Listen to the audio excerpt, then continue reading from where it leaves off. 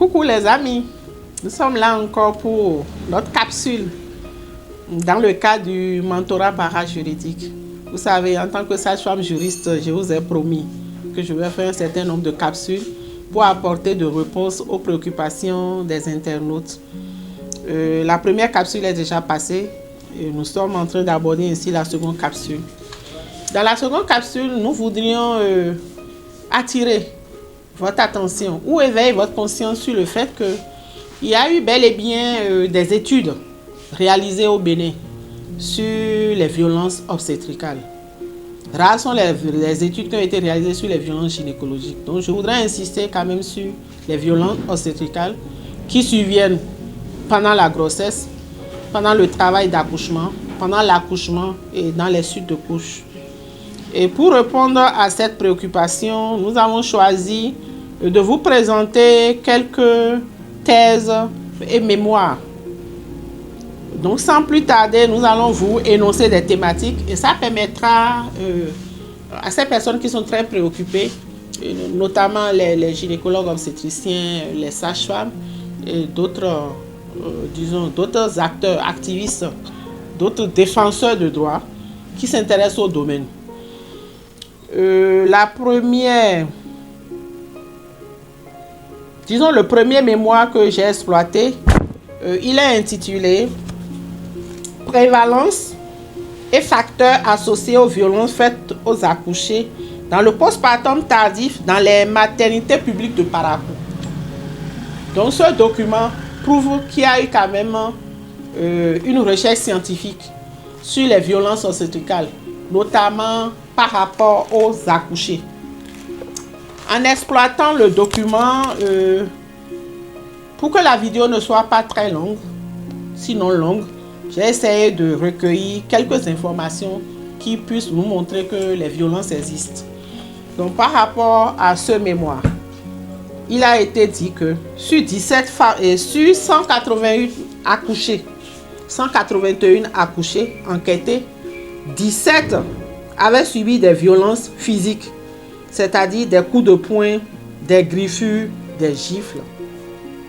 Je donne cette précision par rapport aux violences physiques parce que des collègues sages-femmes qui ont lu l'article publié par Amnesty International sur le fait qu'on continue d'infliger des violences physiques aux femmes en salle de travail, les sages-femmes qui l'ont lu ne sont pas d'accord parce que pour elles, elles pensent que ces violences ne sont plus d'actualité.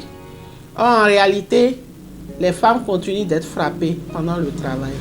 Et si nous venons à nos micros, si nous faisons ces capsules et qu'on n'attire pas l'attention de nos collègues, c'est qu'elles vont tomber sous le coup de la loi parce que toutes les sages-femmes n'ont pas choisi la voie du silence. Et je dis les sages-femmes, toutes les accouchées ne choisiront pas la voie du silence. Il peut arriver qu'une accouchée cherche à rester en justice. Donc il faudrait que nous continuions la sensibilisation pour que nos collègues sages-femmes et les autres professionnels de santé comprennent qu'on ne doit jamais frapper une femme en travail. Quand je prends l'article relatif à l'échec du projet de la JICA au Bénin, dans cet article, les chercheurs ont prouvé que les femmes sont bel et bien victimes de toute forme de violence en salle d'accouchement et particulièrement des violences physiques. Et il y a aussi la liberté d'aller venir qui revient à chaque fois. La détention illégale, c'est des formes de violence qui sont récurrentes, que ce soit dans les hôpitaux publics ou dans les hôpitaux privés. Autre document, il s'agit de ce mémoire. Ça, c'est un mémoire de master. Un mémoire de master en SIO, soins infirmiers obstétricaux.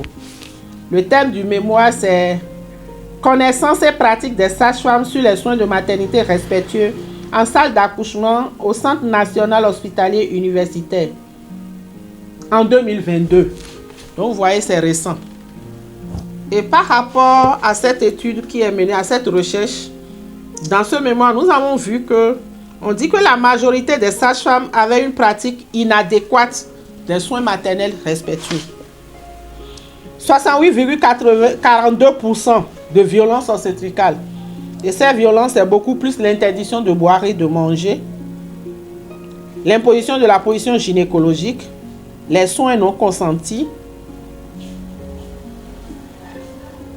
le défaut ou le manque d'information, etc. Donc, sur 18 sages-femmes interrogées, aucune n'avait un bon niveau de connaissance en matière de soins maternels respectueux ou soins de maternité respectueux. Et cette précision a été donnée à la page 68 du mémoire, dans la rubrique conclusion. Et des suggestions aussi ont été faites au niveau de la page 69 pour qu'on puisse intégrer les SMR dans la pratique des sages-femmes, dans la réalisation du mentorat clinique qui se fait actuellement. L'un dans l'autre, c'est qu'il y a dominance du modèle patriarcal de l'accouchement, le modèle biomédical. Je continue le travail. La protection des femmes et des naissants contre les violences obstétricales en droit béninois. Un autre type de recherche. Et ça, c'est le thème de mon mémoire de master. Master recherche que j'ai eu à faire à la chaire UNESCO à l'université d'Abomey-Calavi et qui a été soutenu le 1er mars 2024. Et dans ce mémoire, nous avons ressorti les formes de violence et nous avons fait assez de propositions. Et dans les suggestions, c'est que j'ai l'obligation de ventiler, de vulgariser tout ce qui est anormal et, comment appelle-t-on, éveiller la conscience des individus, familles et communautés pour qu'on puisse entraîner un changement positif de comportement. Un autre document, c'est Accoucher au Bénin. Accoucher au Bénin, c'est un mémoire de Master 2 en design stratégie. Et là, j'ai été tutrice de la masterande qui a fait Africa Design School. Et elle a fait son stage dans une maternité, dans un CHU que je ne voudrais pas nommer. Et dans ce CHU, elle a constaté tellement de formes de violence, sans oublier les violences physiques. On continue de frapper les femmes, on continue de les pincer, on continue de leur lancer de mauvaises paroles. Et dans ce mémoire, l'intéressé a même documenté des expressions qui ont été dites en fond et qu'on a traduit en français, que je n'aimerais pas partager ici. Ceux qui sont intéressés peuvent venir au siège de l'association et venir prendre connaissance du contenu des documents qui ne sont pas en ligne. Et d'autres documents qui sont en ligne aussi, ils peuvent lire pour mieux comprendre. L'un dans l'autre, nous ne sommes pas là pour salir l'image de la sage-femme africaine ou l'image de la sage-femme béninoise, mais nous devons mener une réflexion sur notre pratique, telle l'a fait les sages-femmes ivoiriennes. Elles travaillent depuis 2000, nous sommes en 2026, à améliorer positivement l'image de la sage-femme en communauté. Toujours par rapport au document, ici c'est un mémoire de DS. Un mémoire de 3e année de diplôme d'études spécialisées en gynéco-obstétrique. On dit études sur les changements à OMEL après introduction des soins humanisés, des soins continus, enquête de satisfaction des clients. Il y a tellement de choses dedans. Il y a tellement de formes de violence. Il suffit de lire le document pour comprendre. La dernière fois, j'avais déjà parlé de cette thèse, accouchement en position libre versus accouchement en position classique à l'OMEL de Cotonou, Bénin, à propos de 43 cas. Ça, c'est 2008-2009. Ici, l'étude a été réalisée en 2010-2011. Voilà aussi une autre thèse, soutenue en 2008. On a parlé de études prospectives et comparatives des accouchements en position libre et en position gynécologique au Bénin. Vous allez constater que dans toutes ces études qui ont été menées, il a été mis en exergue que les femmes subissent des violences obstétricales et que nous devions faire la promotion de l'accouchement humanisé ou de l'accouchement sans violence. Je voudrais terminer en montrant que les études n'ont pas été faites qu'au Bénin. Il y a eu des études dans les autres pays. Je n'ai pas sélectionné tous les documents des autres pays, mais je voudrais attirer l'attention sur le fait que une étude a été menée au Burkina Faso. Et le thème du mémoire, c'est humanisation de l'accouchement, une évolution de l'environnement du travail, des pratiques relationnelles des prestataires dans une maternité d'un hôpital de district de la commune de Ouagadougou. 2011-2017. Ça veut dire que le sujet intéresse même les professionnels de santé au plan régional. Souvent, quand je vous parle, je dis que je suis allée faire mon stage au Maroc et au Japon. Ici, vous allez reconnaître le sceau du Maroc. C'est sur le document. Donc là-bas aussi, il y a eu des recherches. Le thème de ce mémoire, c'est la violence obstétricale dans les établissements des soins périnataux. Une détresse de la relation soignant-soigné. Une détresse de la relation soignant-soigné. Et ça date de 2017-2019. Master en pédagogie des sciences infirmières et techniques de santé.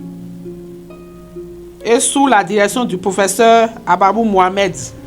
C'est un sociologue et qui s'intéresse vraiment à l'humanisation des soins. Je ne vais pas lire le contenu, mais je voudrais expliquer aux internautes et particulièrement aux gynécologues, aux sages-femmes, que la violence obstétricale est effective. Ce n'est pas une fiction, ce n'est pas un cinéma, ce n'est pas des racontas. Ça existe et dans tout pays, on est en train de lutter contre ça. Il suffit d'aller aussi sur la page Stop Vogue. Stop Vogue, c'est en France. Parce que les gens disent en Europe, tout ce qu'on fait là, c'est pour l'Europe et ce n'est pas pour l'Afrique. Mais là-bas aussi, les violences continuent. Et les sages-femmes qui animent cette page-là continuent de publier les formes de violence. Ici, c'est le Maroc.